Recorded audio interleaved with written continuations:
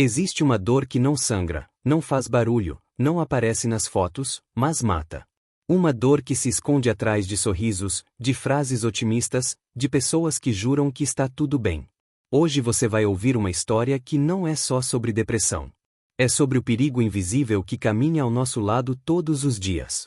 Maíse Braga nos leva por um caminho delicado e profundo, mostrando que muitas vezes a pessoa que mais precisa de ajuda é justamente aquela que parece mais forte. Você já parou para pensar quantas batalhas silenciosas as pessoas ao seu redor estão travando agora? O mundo moderno finge que não vê. As famílias fingem que não percebem. A sociedade aprende a disfarçar a dor. Mas no plano espiritual, nada passa despercebido. Talvez essa mensagem esteja chegando até você por um motivo. Talvez alguém perto de você precise ouvir isso. Ou talvez seja você mesmo. Fica comigo até o final. Essa reflexão pode salvar uma vida. E se inscreve no canal. Comenta aqui embaixo o que esse tema desperta em você. Depressiva, extraordinariamente talentosa. Naquela época, na época em que ela viveu, não se falava em depressão, mas numa tristeza, numa angústia, numa vontade de sair correndo que ninguém sabia explicar. E Virgínia tinha tudo isso. Ela tinha tido relacionamentos amorosos terríveis, ela tinha passado por muitas dificuldades afetivas e não era absolutamente feliz. Até que ela se apaixonou por um homem que lhe pareceu correto e digno, casou-se com ele e realmente teve uma vida feliz. Ele sabia muito bem das tristezas dela e procurava apoiá-la e ampará-la de todas as maneiras. Ela amava escrever e escreveu livros excelentes. Mas ela gostava de ficar sozinha para escrever, como, aliás, praticamente todo escritor. E ele, apesar de ficar ressentido de ter que se afastar dela, ia para outro lugar para que ela pudesse ter a casa sozinha para escrever. E cada vez que ele voltava, ela tinha um livro pronto e agradecia demais a ele, porque ele respeitava, numa época em que os homens não respeitavam o espaço dela como mulher, como companheira dele. Ela começou de novo, porque toda vez que ela não escrevia, ela entrava num processo de depressão. Ela começou de novo a estar deprimida, mas ela gostava tanto dele e não queria decepcioná-lo, que ela começou a fingir que estava bem. E ele, claro, a conhecia, percebia que tinha alguma coisa errada, mas ela disfarçava muito bem. E 2 meses antes do seu suicídio, ela disse a ele, para reforçar aquela ideia: eu estou tão bem, gosto tanto de você, você me respeita tanto, embora em mim haja uma tristeza, uma solidão que eu não consigo explicar. Mesmo assim, eu te agradeço, porque você está sempre ao meu lado. Ele fez pequena viagem. Ela planejou a ausência dele para tirar a própria vida. Havia um lago atrás da casa dela. Ela veste um roupão, vai entrar no lago, mas aí pensa: eu sou magra, talvez eu não consiga me afogar só com o meu corpo. Ela, então, pega as maiores pedras que ela conseguiu encontrar ali no quintal, enche os bolsos do penhoar, do casaco que ela vestia, com as pedras, e entra lentamente no lago. Quando ele volta de viagem, ele procura por ela e não a encontra. Seu corpo foi achado dias depois. Hoje, seus livros são incensados, como de uma mulher que escreveu para mulheres, numa época em que ninguém fazia isso, mas ficou para ele para sempre a saudade dela e, de alguma forma, tendo que respeitar a decisão que ela havia tomado. Ao contrário do que dizem as pessoas, o número de suicídios tem aumentado no mundo inteiro, principalmente entre adolescentes e crianças. Quando a pessoa toma a decisão de tirar a própria vida, não duvidem, ela disfarça isso muito bem. Ela vai a todos os tratamentos, ela vai a todas as terapias, ela afirma que está bem, para todos ouvirem, mas se ela já tomou a sua decisão, ninguém fica sabendo. Por isso, quando se fala de Jesus, nos dias de hoje, estamos sendo mais revolucionários do que se falássemos de qualquer outro assunto. Porque Jesus conhecia muito bem a alma humana. Ele, a alma mais perfeita que já viu na Terra, sabia que até hoje, em 2024, a sociedade moderna estaria lutando com a depressão, com a tristeza, com a solidão, com o abandono, e fingiria que nada disso existe. Uma amiga resolveu fazer, ela trabalha na televisão, um documentário, uma reportagem, na verdade, sobre suicídio, aqui em Brasília. Suicídios acontecidos aqui em Brasília. Pois o seu chefe disse a ela: "Tá vendo? Eu deixei você fazer isso, mas a audiência seria baixíssima, porque ninguém quer falar sobre isso. E é por isso que as coisas ficam escondidas. É por isso que não se resolve nada. É por isso que as famílias fingem e enterram os seus suicidas como se inesperadamente tivessem tido um ataque cardíaco." Essa amiga jornalista conta que no meio jornalístico existem eufemismos para não falar de suicídio. Fulano foi encontrado sem vida. Pode ter certeza, tirou a própria vida. Ah, não se pode falar sobre isso porque incentiva outras pessoas a fazerem a mesma coisa. Mas então, como será? Quando é que nós vamos estar bem para sequer admitir a mínima possibilidade de acreditar que fugir da vida física é solução para qualquer uma das nossas lutas? Camilo Castelo Branco, escritor português, ao perceber que estava cego e que nunca mais enxergaria, desesperado por depender dos empregados que ele tinha na casa dele, dá um tiro no ouvido, porque se recusava a viver sem enxergar.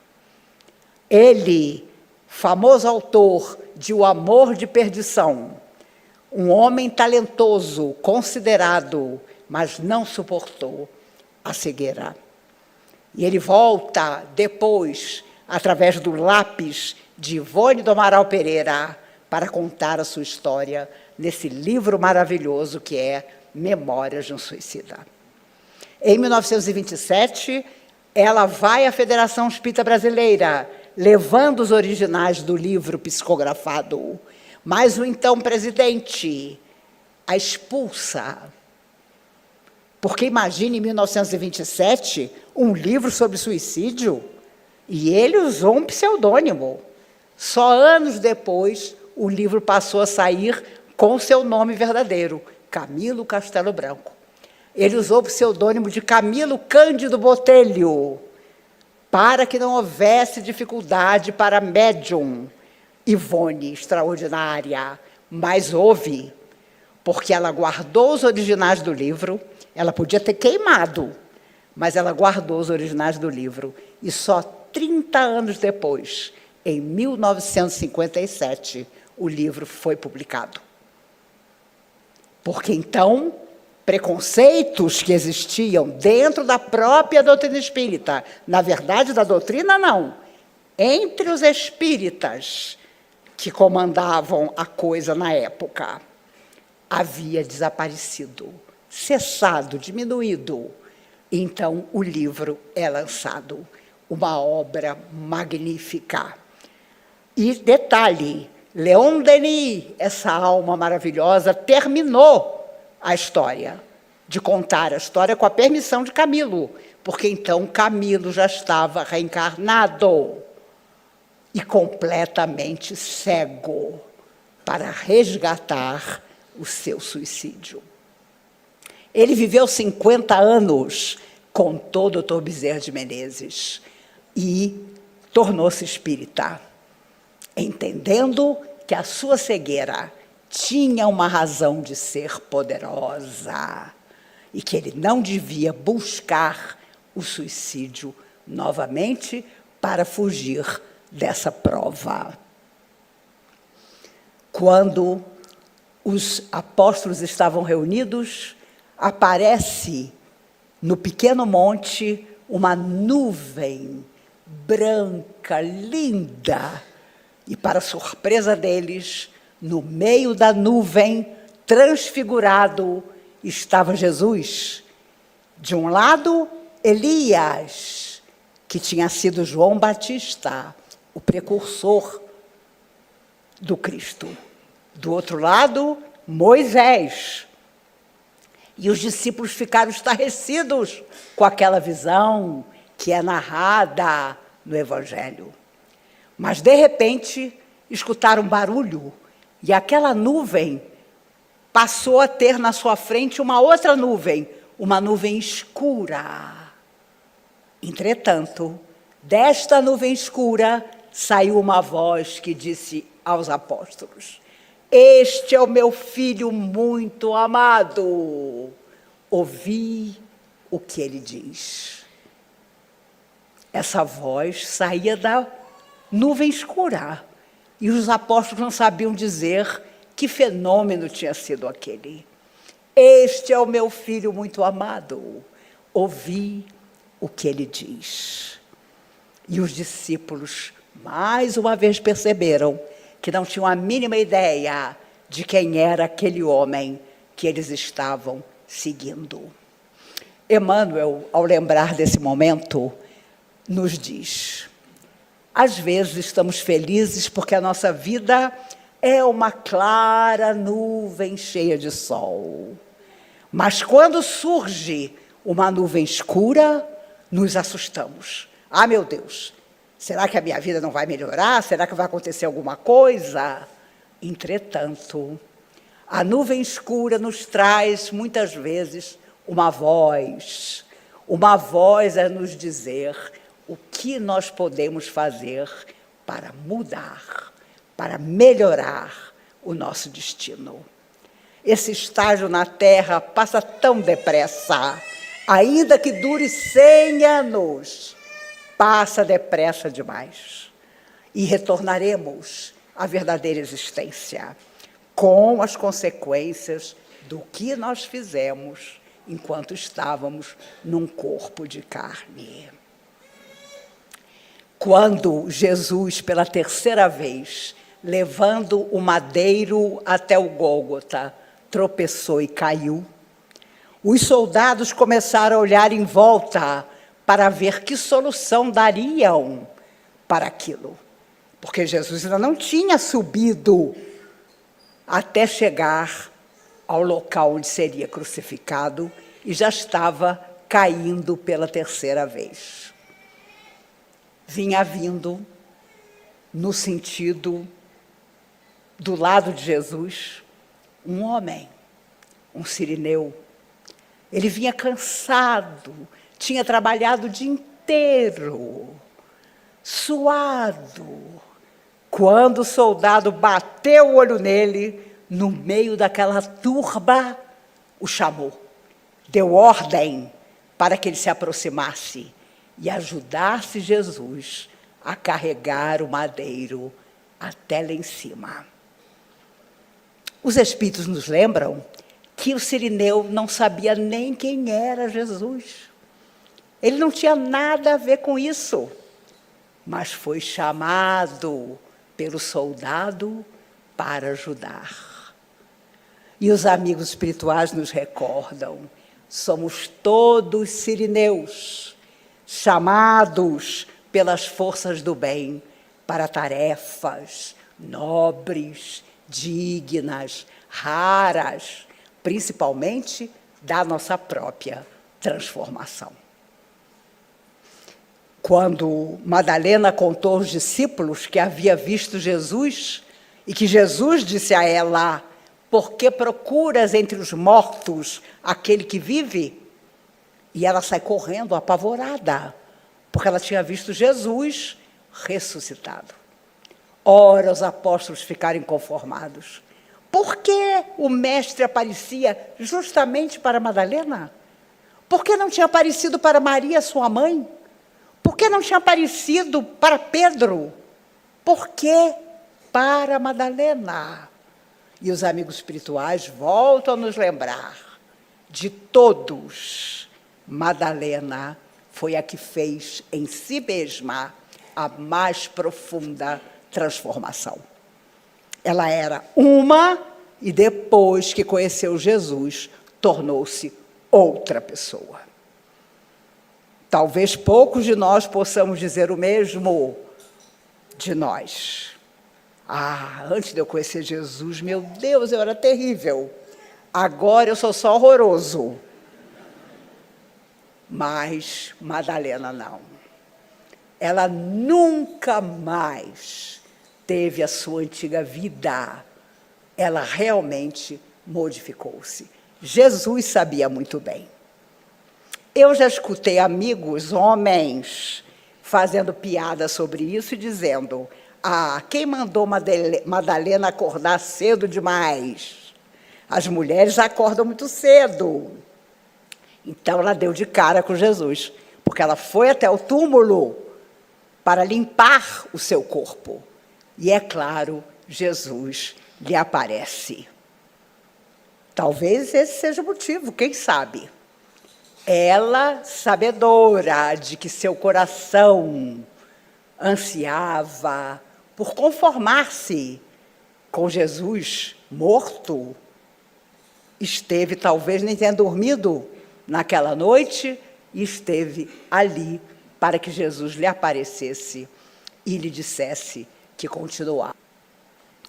Quando nós conhecemos doutrina espírita, nós percebemos que é um corpo de leis extraordinário, mas é uma parte da verdade. A verdade inteira nós ainda não conhecemos, porque o nosso processo evolutivo permanece em curso. Ainda viveremos outras vidas, ainda veremos outras coisas, ainda caminharemos muito para então estabelecer para nós níveis de verdade grandiosos. Mas essa verdade que a doutrina espírita traz já nos beneficia grandemente. Somos imortais. Sairemos da morte quantas vezes forem necessárias. Da vida jamais sairemos. Somos o passado em forma de presente. Tudo aquilo que doamos à vida, em algum momento, a vida nos devolve. Só com isso, nós já poderíamos transformar em definitivo a nossa existência. Se não o fazemos, talvez seja por preguiça, por conveniência, pelas dificuldades emocionais que ainda temos, mas um dia alguém nos proporá a reforma definitiva. Se hoje eu fosse perseguido e ameaçado de ser lançado aos leões, com certeza eu daria o meu testemunho de amor a Jesus. Ou então sairíamos correndo. Na época da mocidade, aqui na comunhão, todos nós achávamos que tínhamos sido cristãos e tínhamos morrido na boca dos bichos. E os espíritos amigos tranquilamente nos tiraram qualquer ilusão. Olha, não se preocupem, nenhum de vocês estava lá. Aliás, todos estavam lá. Mas na hora que perguntaram: conhece esse Jesus? Muitos de vocês disseram: eu? Nem sei quem é. Nunca ouvi falar. porque enfrentar o sacrifício da morte física através das feras do circo não era para qualquer um. Mas aqueles que deram até o fim a sua vida ao Cristo, segundo os Espíritos contam, não precisaram mais voltar à Terra, apenas voltaram se o seu desejo era esse, para agir em encarnações de tarefas positivas. Se nós, meus amigos, estamos aqui encarnados até hoje, é porque nos faltou, talvez, testemunho nas horas certas. Então, vamos de pouquinho em pouquinho fazendo o nosso destino. Hoje não existem mais as feras a nos ameaçar, mas, como dizia o Chico, perguntaram a ele uma vez: Chico, você tem medo de alguma coisa? E o Chico disse: eu tenho pavor. Pavor, Chico, de quê? Da fera que eu ainda trago dentro de mim. E foi Chico Xavier.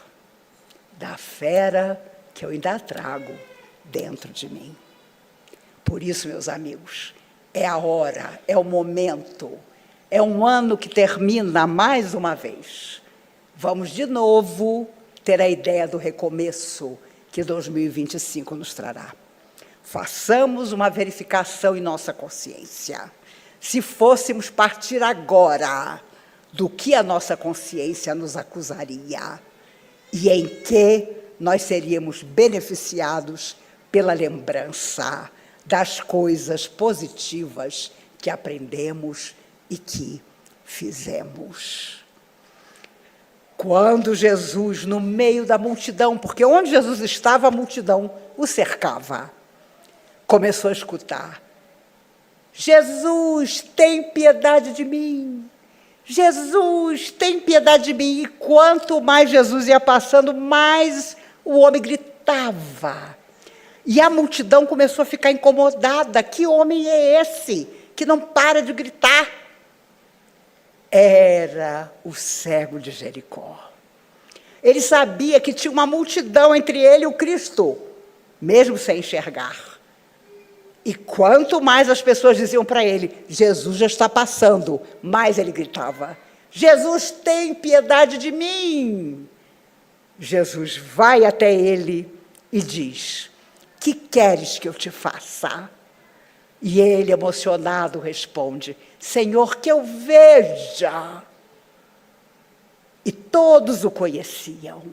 Desde sempre, ele vinha com seu pequeno pano a pedir uma esmola aqui, outra ali. Senhor, que eu veja. Era muito mais do que dizer: Senhor, que eu enxergue. Ele queria ver. E Jesus diz a ele: pois eu quero. E então o cego de Jericó enxerga completamente. Meus amigos, vocês já imaginaram o que era isso há 2000 anos atrás? Chamar de milagre é pouco, porque aquilo tudo transformava leis que existiam na terra em luz. Era o leproso que era curado, era o coxo que voltava a andar, era toda pessoa que tinha alguma deficiência que buscava Jesus, e Jesus dizia: vai, e não peques mais, para que não te aconteça coisa pior. Por isso, nesse findar de 2024, que nós possamos pensar: vamos mudar nosso destino, dessa vez vamos, para que não nos aconteça coisa pior. Eu agradeço demais a vocês pelo carinho com que me ouviram. Hoje é um dia especial para mim, porque faz 51 anos que eu fiz a minha primeira palestra, e foi na prece dos suicidas, há 51 anos atrás. Eu estava sentada ali, e que saudade da garota de 16 anos que eu já fui. Não era surda, não era cega de um olho, mas ainda estou aqui, porque a tarefa não está terminada. Dica: naquele dia, seu Mário chegou e disse: o orador escalado não veio. Quem gostaria de falar no lugar dele?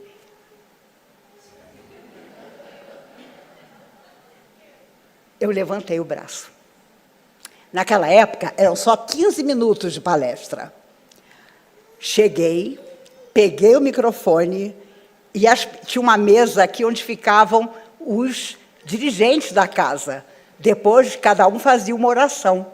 E um catucando o outro. Quem é? Quem é? Quem é? Eu falei 15 minutos exatamente.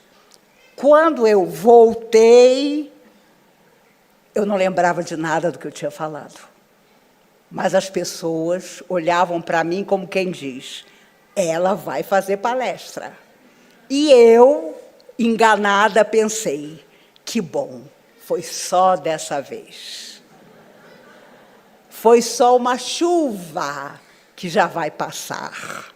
Por isso, conselho.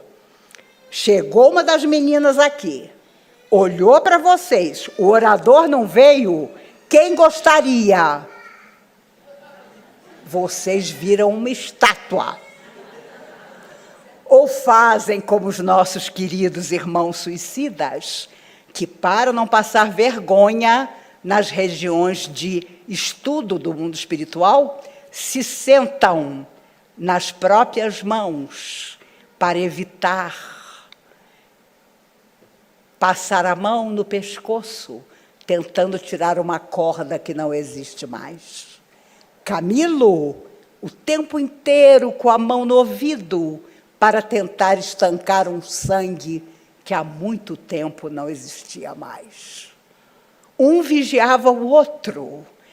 Quando a mão de um deles ameaçava fazer um sinal, o outro segurava. E ele voltava a botar os braços para baixo. É assim que as almas suicidas no espaço ajudam umas às outras para começar de novo.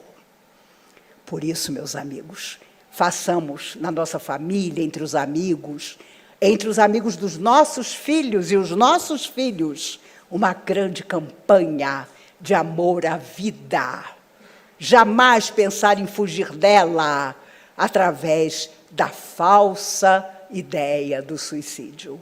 Mais sabedores de que para todos nós sempre haverá um recomeço de amor e de luz, que todos os desencarnados aqui presentes, tantos suicidas agora já preparados para reencarnar, para viver na Terra os seus resgates, que não serão fáceis, mas a única coisa que Jesus disse, aliás, o que ele não disse, foi que seria fácil.